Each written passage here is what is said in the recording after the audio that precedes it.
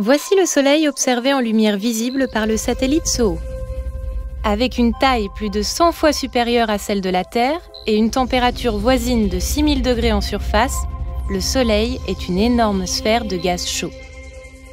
C'est aussi une énorme machine thermique. De l'extérieur, le Soleil semble tout à fait calme.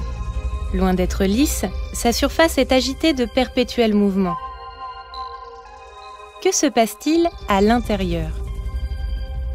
Le Soleil est animé d'un puissant bouillonnement. Le centre du Soleil est beaucoup plus chaud que sa surface. C'est l'endroit où est produite l'énergie du Soleil. Cette énergie est transférée de proche en proche vers les régions plus froides de l'extérieur. Dans les régions centrales du Soleil, c'est la lumière qui transporte cette énergie.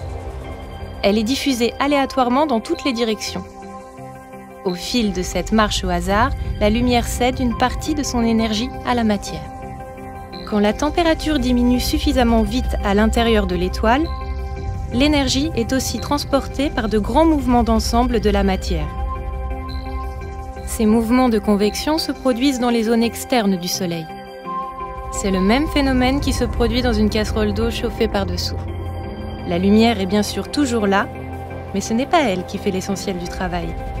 Elle est emportée par les mouvements de la matière. Vues de l'extérieur, les nombreuses cellules de convection du gaz solaire apparaissent comme une juxtaposition de grains brillants délimités par des bordures sombres. Les parties brillantes correspondent aux zones d'émergence de la matière chaude, tandis que les bords sombres révèlent les endroits où la matière refroidie retombe vers l'intérieur.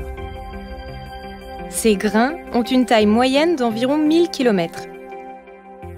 Cette granulation solaire est la principale manifestation extérieure du bouillonnement interne du Soleil.